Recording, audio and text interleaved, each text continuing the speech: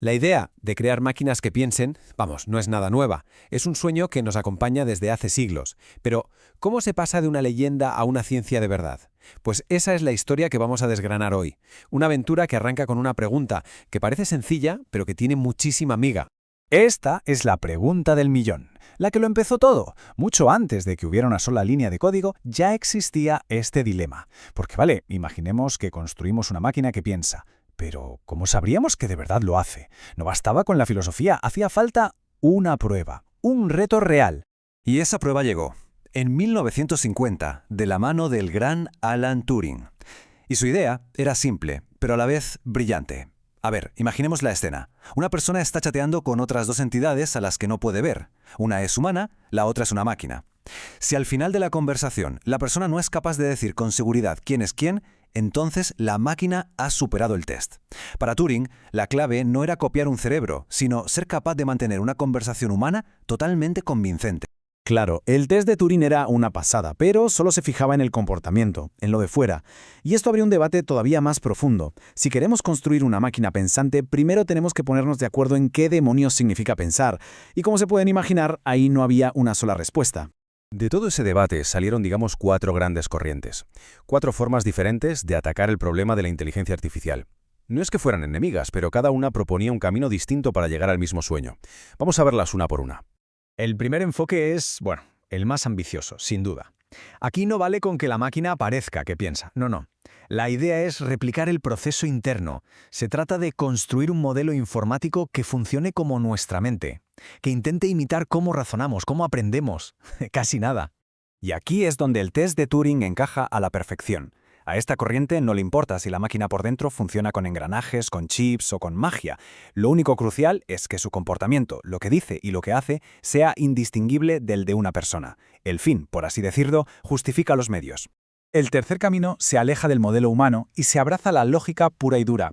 La inspiración aquí viene de los filósofos griegos, de los silogismos de Aristóteles.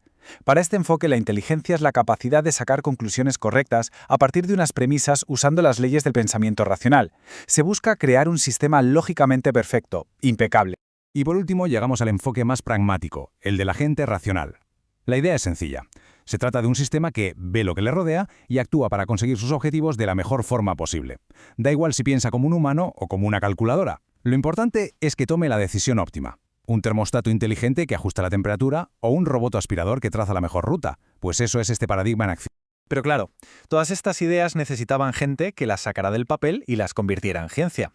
Y así fue como un grupo de visionarios cogió estos conceptos y fundó, literalmente, un campo de investigación nuevo poniendo en marcha la que sería una auténtica revolución. En la Universidad Carnegie Mellon estaban dos de los grandes, Allen Newell y Herbert Simon. Ellos tenían una idea muy clara. Si una máquina tenía que pensar, su arquitectura debía parecerse a la del cerebro. Y su gran logro fue crear un programa que no solo resolvía un problema concreto, sino que tenía una estrategia general para resolver cualquier tipo de problema similar.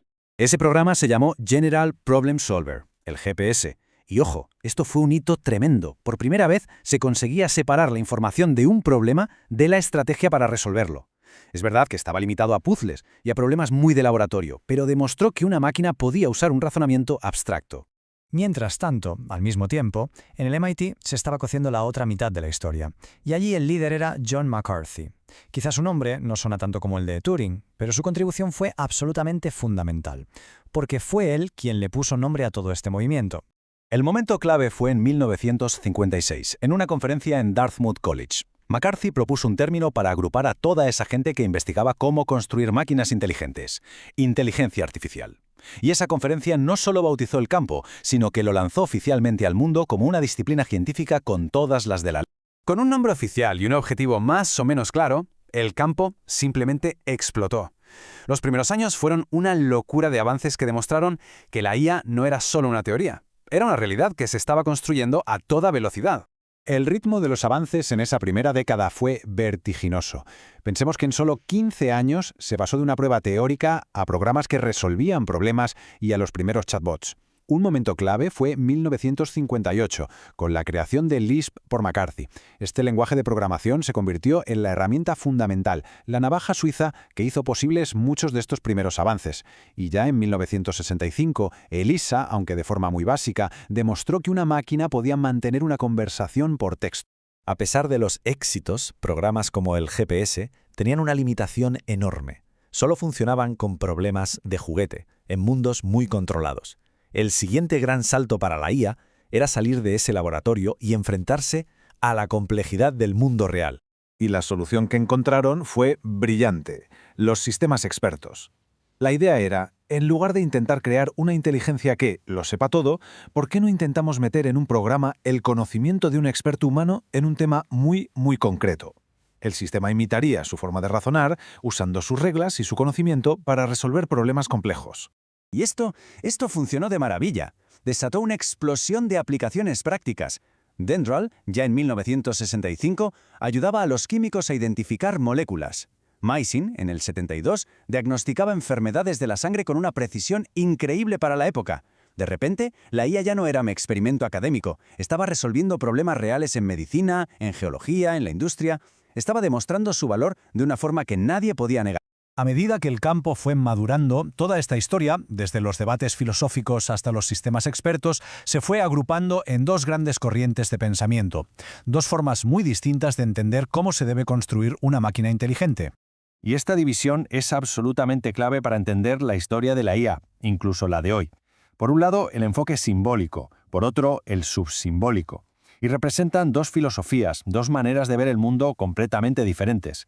Para que nos hagamos una idea, es como aprender un idioma. La IA simbólica es como si nos dieran un libro de gramática lleno de reglas.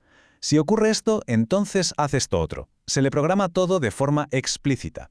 En cambio, la IA subsimbólica es como si nos mandaran un año a vivir al extranjero. No nos dan un libro de reglas, nos dan miles de ejemplos, miles de conversaciones, y nuestro cerebro, o en este caso la red neuronal, va pillando los patrones por sí mismo.